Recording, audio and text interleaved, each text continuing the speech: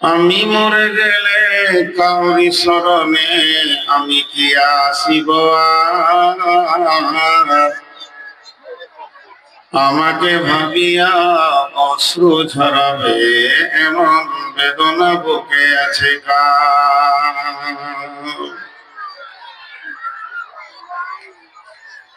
আসার যাওয়া দুনিয়ার নীতি শোনব বন্ধুগণ, আজ আমি গেলে কাল তুমি যাবে, নিস্তার নাই কোনো ক্ষণ। যাত্রী লয়া আখিয়া যায় আসে, কখনো এপার কখনো পার। আমি মরে গেলে কাউরি স্মরণে আমি কে আসিব আর? আমাকে ভাবিয়া অশ্রু ঝরাবে এমন বেদনা বুকে আছে কার? আমি আপনাদের সামনে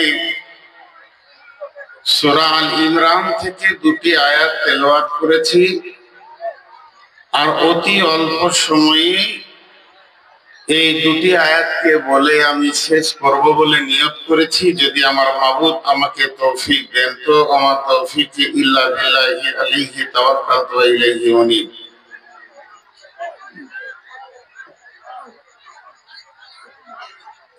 একটা হলো জিকির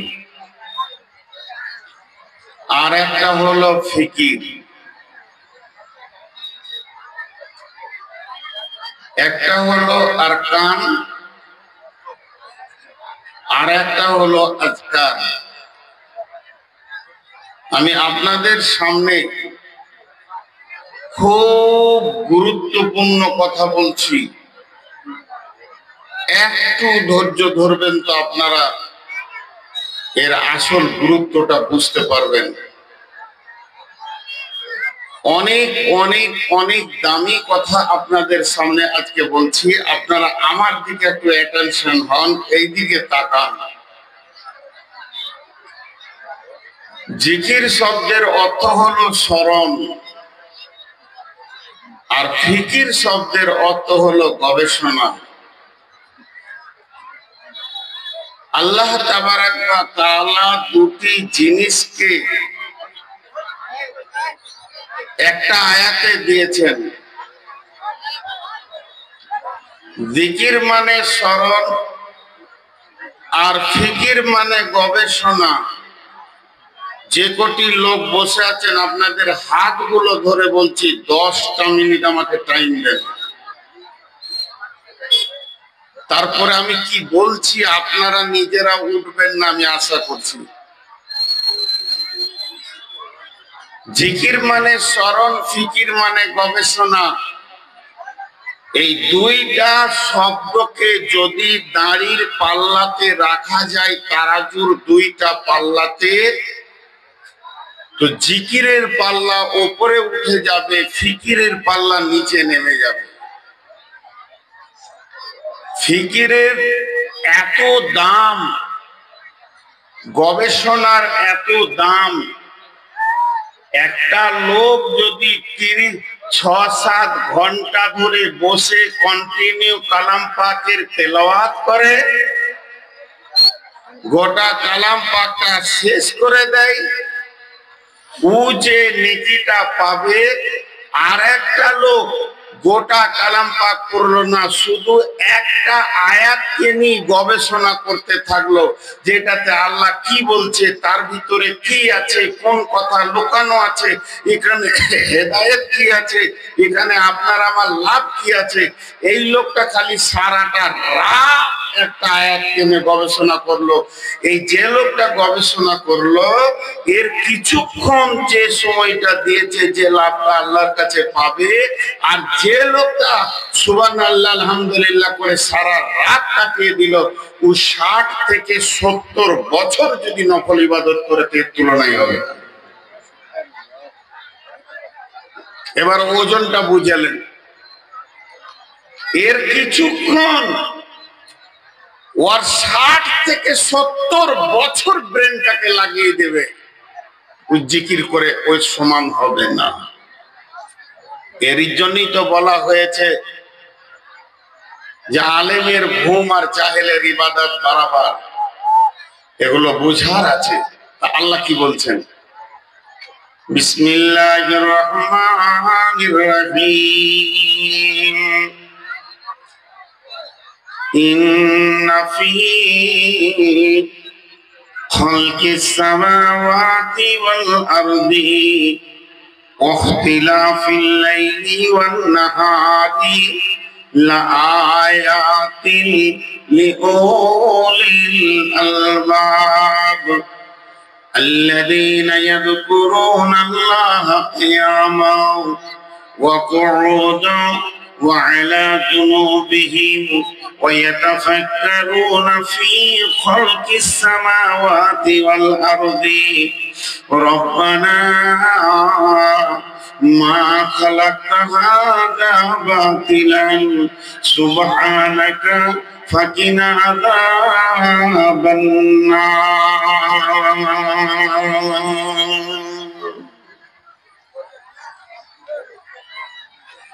জি, একটা ছেলে সায়েন্স পড়লো, বিজ্ঞান পড়লো, আল্লাহর কাছে সে জ্ঞানী নয়। একটা ছেলে অঙ্ক হিসাব পড়লো, সে জ্ঞানী নয়। একটা ছেলে তারিখ ইতিহাস পড়ে অনার্স করেছে, সে জ্ঞানী নয়।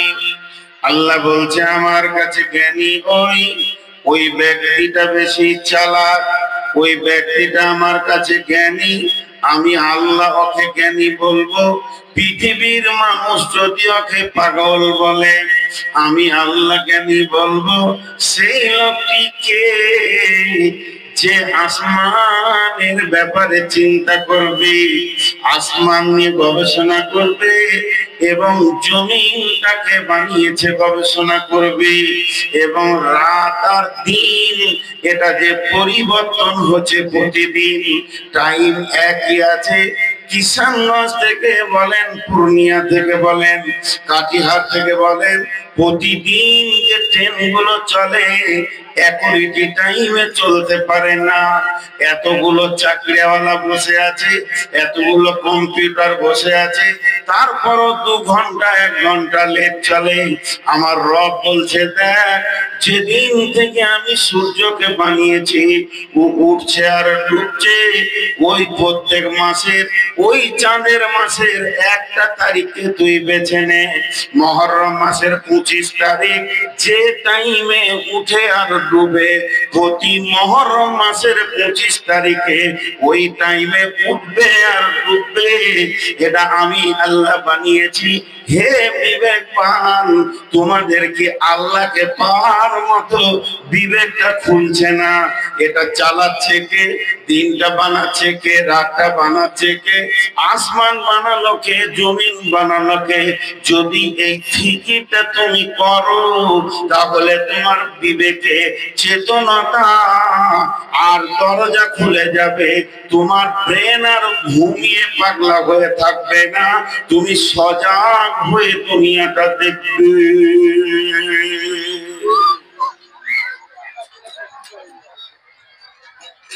মাঝে একটা ছোট কথা বলছি, আপনার লাইটটা বন্ধ করেন। মোবাইলের লাইট আমি দিতে পারি না, বন্ধ করেন। আচ্ছা, আর চাওয়ালা কি এখানে থাকবে? ও কেন থাকবে চাওয়ালা? আমি এটা যে বরদাস্ত করতে পারি না, কেন ও ঢুকে আছে চাওয়ালা? কোরআনের তাফসীর চলছে, ফুল একটা জায়গাকে মেলা বানিয়ে দেওয়া হয়ে গেছে, আবার ও ভিতরে ঢুকেছে। হ্যাঁ, ওর সাহস কত! দেখেন, আপনারা আমার দিকে অ্যাটেনশন হন। আমি কিন্তু আজকে কয়েকটা কথা বলবো, কিন্তু মুকাররিরের রাস্তাটা খুব নোংরা। আল্লাহ যেন কোনো ছেলেকে মুকাররির না করে।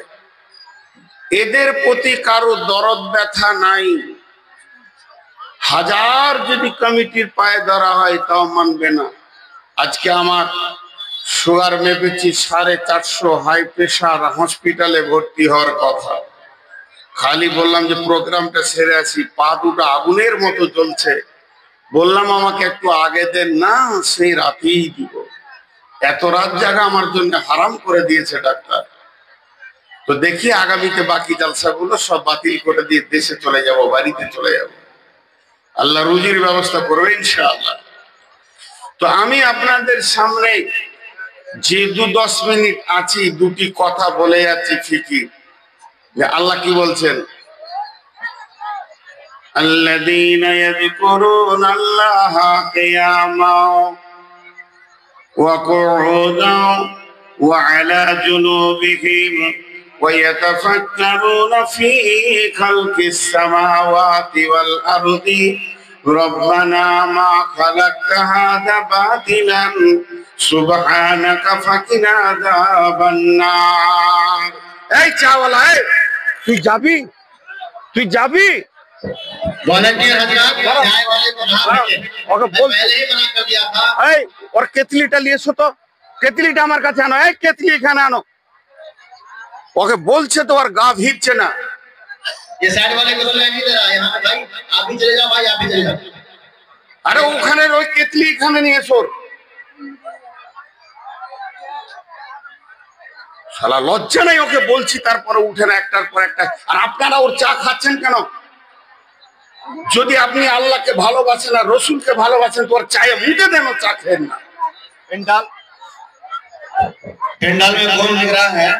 पेंडाल पुरुष पेंडाल में कौन लोग इसके जिम्मेदार हैं? चाय वाले को यहाँ से भगाइए। ये कप चाय उसकी नहीं बिकनी चाहिए। भगाइए उसको, फेंकिए उसका चाय का डब्बा। একজনে কিনবেন না, একজন না। ए चाय वाले भाई, इधर कौन लगा कर रखी स्टॉल? हटाइए वरना फेंका जाएगा। শালা এটাকে খারাপ করে দিছে একদম। তো আমি যেটা বলছি একটু ধ্যান দেন। আল্লাহ তাবারাক ওয়া তাআলা আমাদেরকে ব্রেন দিয়েছে গবেষণা করার জন্য। আমি কিন্তু একটা সত্য কথা বলবো আপনাদের পা গুলো ধরে। আজকে বলেন, এই প্যান্ডেলে লোকের জায়গা হচ্ছিল না 10 মিনিট আগে, আর এখন চলছে কোরআন আর হাদিস, ফুল ফাঁকা। যে চায়ের দোকানে ছিল চায়ের দোকানে চলে গেল, জিলাপির দোকানে চলে গেল, যে যার কাজে চলে গেল। বলেন, আল্লাহ কি এই মুহূর্তে আসমান থেকে এই জায়গাটা দেখছে কি দেখছে না? আল্লাহর মনটা কি হলো বলেন এখন? আপনি বলেন, আপনারা দুই দোস্তে আমার ঘর এসছেন, ইনারা দুইজন আমার বাড়ির সামনে এসছেন, আমি একজনকে মুসাফা করে বাড়িতে টেনে নিলাম আর চা খাওয়ালাম, আর ওকে কথা বললাম না, তোর দিলটা কেমন হবে? তারপরে আরো বলছি, আমি আয়াত ধরেছি।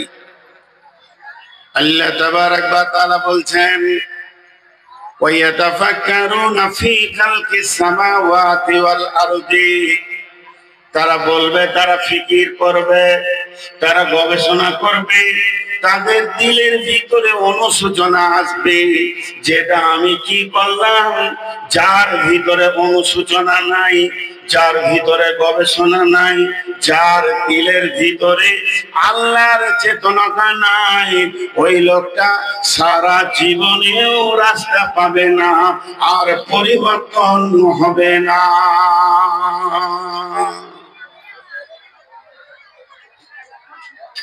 সে রাস্তা পাবে না আর পরিবর্তন হবে না।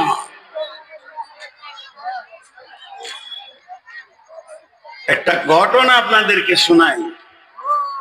হযরতে উমর ফারুক রাদিয়াল্লাহু তাআলা আনহু, উনি খলিফা। আল্লাহ রসুল দুনিয়া থেকে চলে গেছেন, আল্লাহর ডাকে বিদায় হয়ে গেছেন। হযরতে আবু বকর সিদ্দিক, তিনিও দুনিয়া থেকে চলে গেছেন, আল্লাহর ডাকে বিদায় হয়ে গেছেন। এবার মুসলিম জাহানের খলিফা হলেন হযরতে উমর। তো সেই উমরের কথা একটা আপনাদেরকে বলছি। কি আঁধার রাত, আমাবস্যার রাত, কেউ কাউকে দেখতে পেছে না। তো খালি রাস্তায় চলছে, তারা সফর করছেন কাফেলা নিয়ে, কাফি লোক নিয়ে তিনি সফর করছেন। এত আঁধার, সব লোকটি দেখা যেছে না, খালি ঘোড়ার আর উটের আর গাধার আর খচ্চরের পায়ের শব্দটি শোনা যেছে। এই তোমরা কি করতে চাইছো বলো? তোমরা দুজন কি করছো বলো? বলো তোমরা দুজন কি করছো?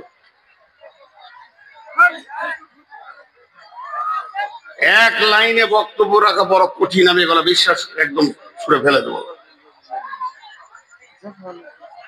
তো রাস্তায় যাচ্ছেন, যেতে যেতে হযরত উমর কি বলছে দেখেন। হযরত উমর কেমন, তিনি মুসলিম জাহানের দ্বিতীয় খলিফা। শুধু তাই নয়, তিনি হলেন নবীজির শ্বশুর। এটাই তার ডিগ্রি নয়, বিশ্ব নবী সাবে মিরাজে যার জান্নাতের ভিতরে বাসর ঘর দেখে এসেছিলেন, সুন্দর করে অট্টালিকা সাজানো আছে বাসর ঘরের মতো। শুধু এটাই নয়, আল্লাহর নবী নিজের জবানে উমরের ডিগ্রি বলেছেন, লাউ কানা বাদি নবিয়ান কানা লাহু উমর। আমার পরে যদি কেউ নবী হতো তো উমর হতো। এবার দেখেন লোকটার অনুসূচনা কেমন, লোকটার গবেষণা কেমন।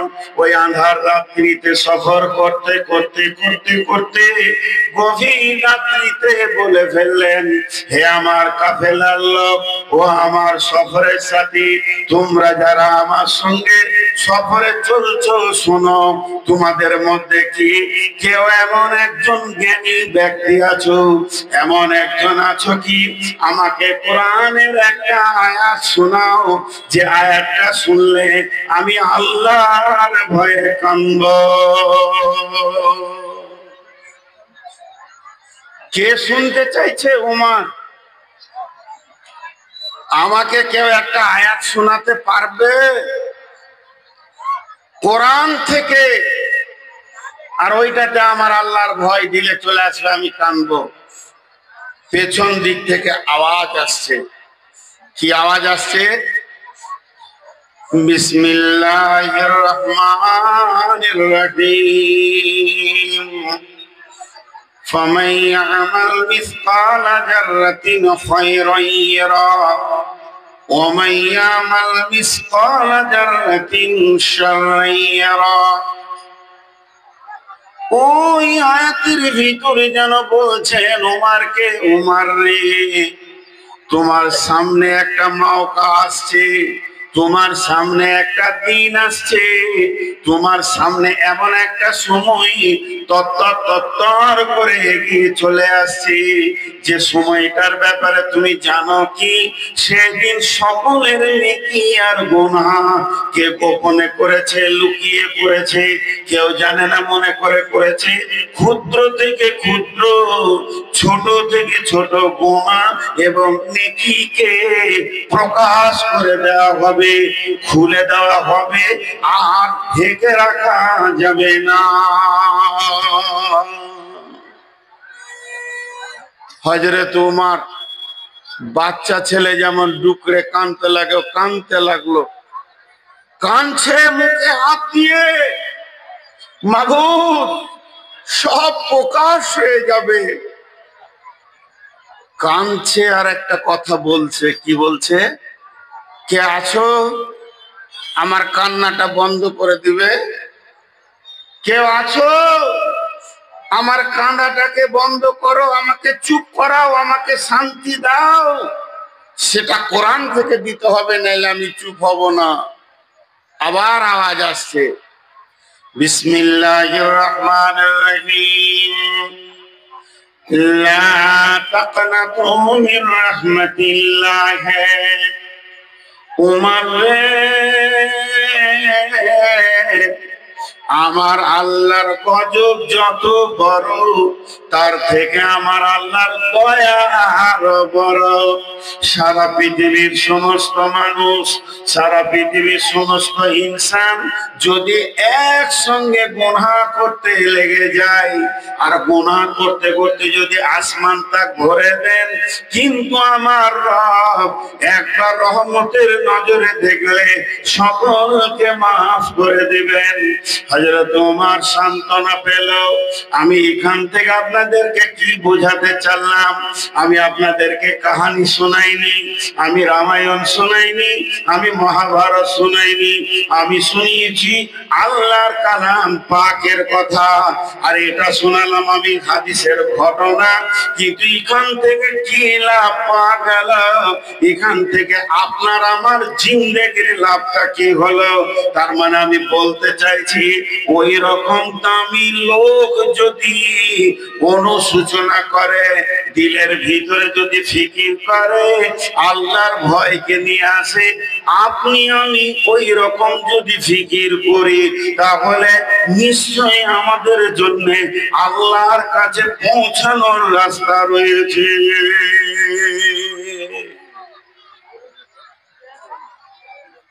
এতটি লোক বসে আছেন, যারা গেল তারা গেল, তাদের কথাটাকে ফেলেই দেন। তারা আজকে মেলা দেখতে এসেছে, মেলার যতগুলো উপভোগ আছে, খানা আছে, খেলনা আছে, পুতলা আছে, জওয়ান বেটি ছেলে আছে, জওয়ান বেটা ছেলে আছে, তারা তাদের কাজে পরিপূর্ণ ব্যস্ততা আবার চলে গেছে।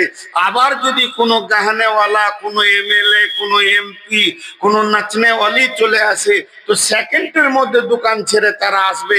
তাদের ভিতরে এতটুকু গবেষণা নাই যে এটা শরীয়ত হচ্ছে কি শরীয়তের বাইরে হচ্ছে।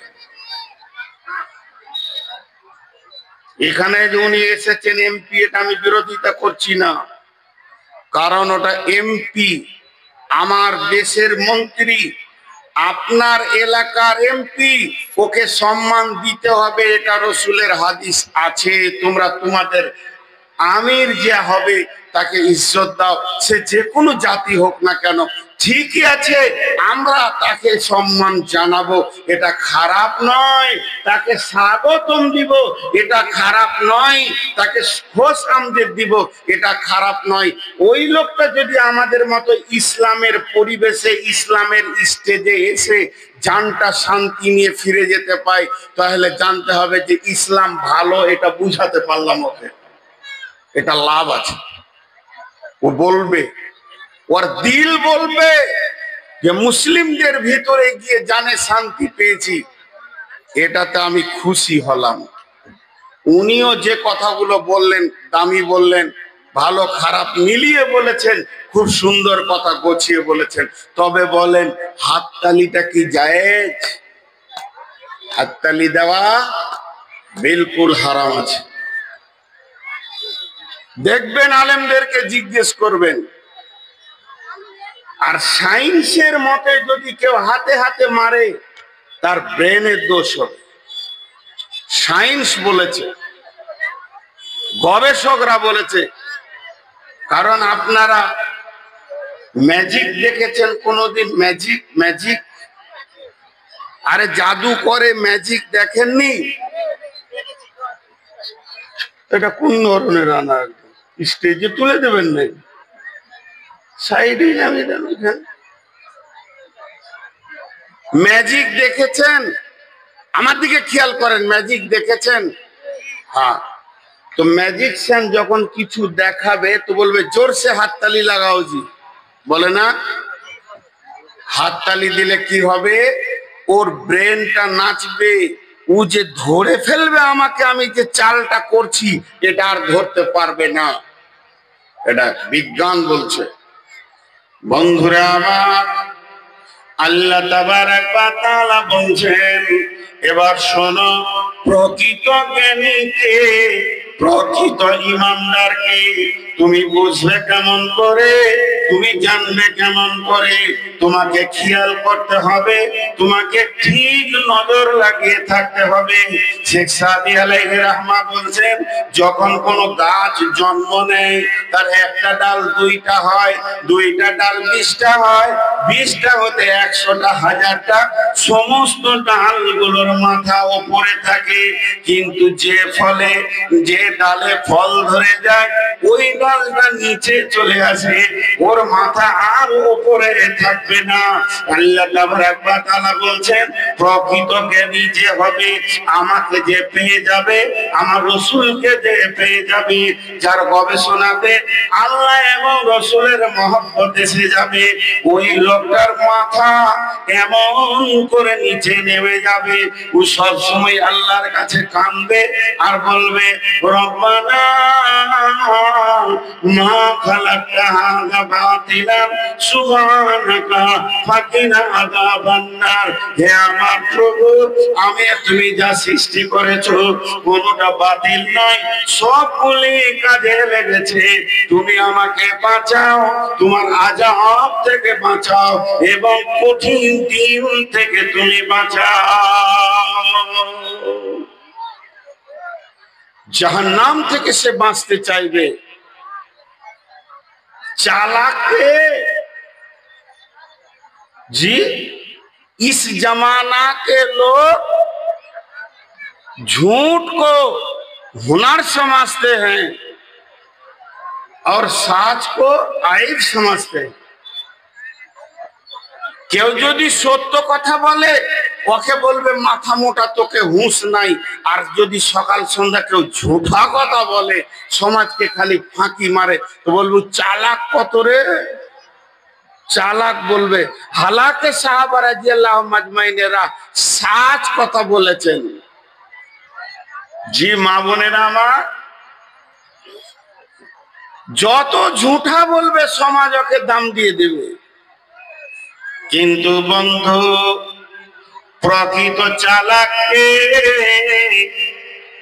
আর হাকিকাতান চালাককে, যে পৃথিবীর বুকে সত্য কথা বলে সাজা নিয়ে নেবে, আখিরাতকে ক্লিয়ার করবে আর কবরের পুঁজি জোগাড় করবে, কবরের সম্পদ জোগাড় করবে, সওয়ালের জবাবকে রেডি করবে, আর কিয়ামতের ময়দানে ডান হাতে সার্টিফিকেটের ব্যবস্থা করবে এবং জাহান্নাম থেকে জান্নাতে যাওয়ার ব্যবস্থা করবে। ওই লোকটি হলো বড় চালাক। দুনিয়াওয়ালা ওকে খেপা দেখবে, কিন্তু চালাক ওই চালাক। মা আমার, বোন আমার, একটা মেয়ে বিশ্ব নবীর কাছে এসে বলতেন, ইয়া রাসূলুল্লাহ, আমি গুনাহগার, আমাকে পাক করে দেন। কেউ জানেন না, সাহাবীরা জানেন না, নবীজি জানেন না সে কি পাপ করেছে, কিন্তু সে নিজেই বলছেন, ইয়া রাসূলুল্লাহ, আমাকে পাক করে দেন। নবীজি মুখটা ফিরিয়ে নিলেন, সে আবার সামনে গেল, নবীজি মুখটা ফিরিয়ে নিলেন, আবার সে সামনে গেল। যখন বারবার এরকম বলল, নবীজি বলছেন, তুমি কি এমন গুনাহ করেছো যে তোমাকে আমাকে পাক করতে হবে? মেয়েটি বলে দিল, ইয়া রাসূলুল্লাহ, মেয়েরা যে গুনাহ করলে পরে তাদের পেটে বাচ্চা এসে যায়, আমি ওই গুনাহটা করেছি, আমার পেটে বাচ্চা এসে গেছে, অতএব আপনি আমাকে পাক করে দেন। নবীজি বলেন, যাও, ফিরে যাও, বাচ্চাটা হোক 9 মাস টাইম পেয়ে গেল, 10 মাস টাইম পেয়ে গেল, আবার চলে এসছে বাচ্চাকে কোলে করে। নবীজি বলেন, যাও, ওর দুধ খাওয়া শেষ হোক, তার মানে 2.5 বছর, আর এইদিকে 9 মাস, তাহলে হয়ে গেল 3 বছর 3 মাস ছুটি পেয়ে গেল। তারপরে ছেলেটা যখন দুধ ছাড়লো, রুটি খেতে শিখেছে, ওর হাতে একটা রুটি নিয়ে বিশ্ব নবীর দরবারে এসেছেন। দিয়ে বলছেন, ইয়া রাসূলুল্লাহ, আমাকে পাক করে দেন। ছেলেটিকে নিয়ে নিলেন। বিশ্ব নবী বললেন, যাও ওকে রজম করো। ওকে রজম করতে দিয়ে গেল। সাহাবীরা এই পর্যন্ত কেড়ে দিয়ে পাথর মারে। পাথর মারতে মারতে একজন সাহাবী একটা উটের হাড় মেরে দিয়েছে। মেয়েটার মাথায় লেগে রক্তটা ফ্রিঙ্গি দিয়ে তার কাপড়ে পড়ে গেছে। সে ঘৃণার সঙ্গে বলছে, ওই রকম নোংরা মেয়ের রক্ত। কিন্তু বন্ধুরে, কোন কোন মুফাসসিরের মত, কোন ইতিহাসবিদ বলেন, এমন সময় নবীজি বললেন, জানো কি, ওই মেয়েটা কত অনুশোচনা, ওর ভিতরে কত গবেষণা। ও আখিরাতকে ক্লিয়ার করেছে, দুনিয়াকে বরবাদ করেছে, দুনিয়ার মুখে লাত মেরেছে, আখিরাতকে গলায় জড়িয়ে ধরে নিয়েছে। ওর তওবাটা এত বড় তওবা, ওর তওবাটা জান দেওয়ার তওবা। ও জান দেওয়াটাকে কষ্ট মনে করেনি, মওতকে উপেক্ষা করে এসে নিজের জিন্দেগি পরিষ্কার করে নিয়েছে। ওর তওবাটা যদি বন্টন করে দেয়া হয়, ওর তওবাটা যদি তাকসিম করে দেয়া হয়, হিজাজবাসীর সমস্ত গুনাহ মাফ হয়ে যাবে, জান্নাতের ফয়সালা পেয়ে যাবে। অতএব বন্ধুরে, মানুষের ভিতরে যতক্ষণ পর্যন্ত গবেষণা না ঢুকবে, মানুষ যতক্ষণ ভিতরে একটা জিনিস না ভরবে, ফিকির নামে একটা শব্দ, মাত্র ছোট্ট শব্দ, এই ফিকিরটা যতক্ষণ মানুষের ভিতরে না আসবে, ততক্ষণ মানুষটা চেঞ্জ হওয়ার মতো কোনো রাস্তা থাকবে না।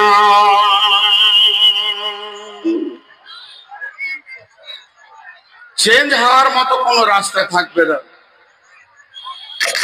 ওটা এমন একটা জিনিস, ওটা যতক্ষণ না থাকবে, চেঞ্জ হওয়ার মতো কোনো রাস্তা থাকবে না। তাই আজকে আমি আপনাদের সামনে অনেক কঠিন রোগী এই হিসেবে আপনাদের হাতগুলো ধরে আমি ক্ষমা চেয়ে নিচ্ছি। 35 থেকে 40 মিনিট আমি আপনাদের কাছে থাকলাম। যেটুকুই থাকলাম, আমার টোটাল বক্তব্যটা একটা শব্দে বলে দিচ্ছি, আমরা যতক্ষণ পর্যন্ত নিজের ব্যাপারে নিজেকে চেতনা না আনবো, ঘুমিয়ে থাকবো চাদরকে উড়িয়ে দিয়ে, ততদিন আমার ঘুম কেউ ভাঙাবে না। আমার দিল, আমার ব্রেন, আমার চিন্তা, আমার চেতনা আমাকেই জাগাতে হবে। ওঠ, নাজাত লিবি তার রাস্তা খোঁজ। ওঠ, নাজাত লিবি তার রাস্তা খোঁজ। আজকে জালসা করে করে করে করে করে করে বক্তা মুকাররিরা ক্লান্ত হয়ে গেল, মাদারিরা ক্লান্ত হয়ে গেলেন। একটা কম মসজিদ ঢোকানো যাচ্ছে না। কেন? ও আর নিজের ব্রেন এখনো কাজ করছে না। নিজের ব্রেনকে লাগাতে হবে। যখন মানুষের নিজের ব্রেন কাজ করবে, তখন আস্তে আস্তে সে ঠিক জায়গায় যাবে। একটা উদাহরণ দিব, মিসাল দিব, তো আজকের বক্তব্য শেষ করে দিব। মনে করলেন এই ভাইকে নিয়ে উদাহরণটা দিচ্ছি। উনি বসে আছেন চায়ের দোকানে, আমি ওনার পাশে গিয়ে বসলাম। উদাহরণটা মন দিয়ে শুনেন, মিসালটা। তো ওকে বলছি যে বেঙ্গালোরে অ্যাপোলোতে ভালো চিকিৎসা হয়। তো এরকম করে একবার আমার দিকে তাকালে চুপ থেকে গেল। ফের আমি গায়ে হাত দিয়ে বলছি বেঙ্গালোরে ভালো চিকিৎসা হয়। তো ভিতরে ভিতরে বিষাইছে মনে মনে, কি ফালতু বকছে ও, কোথা চিকিৎসা হয় ওকে আমি জিজ্ঞেস করেছি। আবার চুপ থাকলো। দোকানদারকে বলছে একটা চা দে তো। হে, খানিক পরে ওকে আমি বলছি, ভাই বেঙ্গালোরে ডাক্তার গুলো ভালো। তখন উনি বলছেন, চা খাবেন না, ফালতু ভ্যান ভ্যান ভাদার ভাদার ভাদার ভাদার করছেন, বিরক্ত লাগছে। আমার কথাটা ওর কাছে কি হয়ে গেল? বিরক্ত। আমার কথাটা ওর কাছে কি হয়ে গেল? বিরক্ত। বিরক্ত মানে সব থেকে নোংরা। তোর কথা নিব না, আমাকে খারাপ লাগছে। নিলে না, কিন্তু ওকে অত কিছু বলতে হবে না, খালি ওর কানে গিয়ে বলে দিতে হবে তোর ক্যান্সার হয়েছে, বাস। ও ডাক্তার কোথা আছে, ডাক্তারের বাপ কোথা আছে, খুন কোথা পরীক্ষা হয় খুঁজে বার করে নেবে। তো আমাদের অবস্থা তাই, খালি নামাজের কথা এত বলা হচ্ছে যে মানুষ বিরক্ত হয়ে যাচ্ছে। ওর মিজাজ বলছে না যে জাহান্নাম আছে, খালি একবার কানে ভরে দিতে হবে তুই জাহান্নাম যাবি, ও ঢুঁড়ে বের করে নেবে জান্নাত যাওয়ার রাস্তাটা।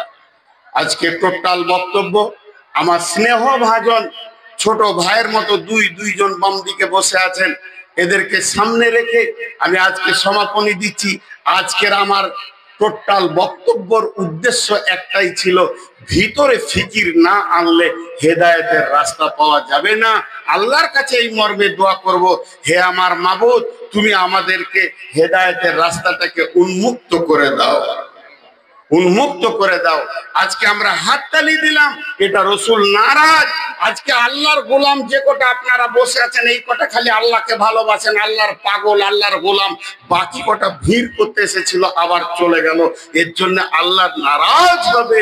অতএব আল্লাহর কাছে দোয়া করব, হে আমার মাবুদ, তুমি আমাদের উপরে রাজি হয়ে যাও এবং আমাদের যত মুসলিম আছে তাদেরকে মসজিদে এনে হাজির করে দাও, আর প্রত্যেককে দ্বীনকে জানার আর বোঝার তৌফিক দান করো। আল্লাহুম্মা আমিন।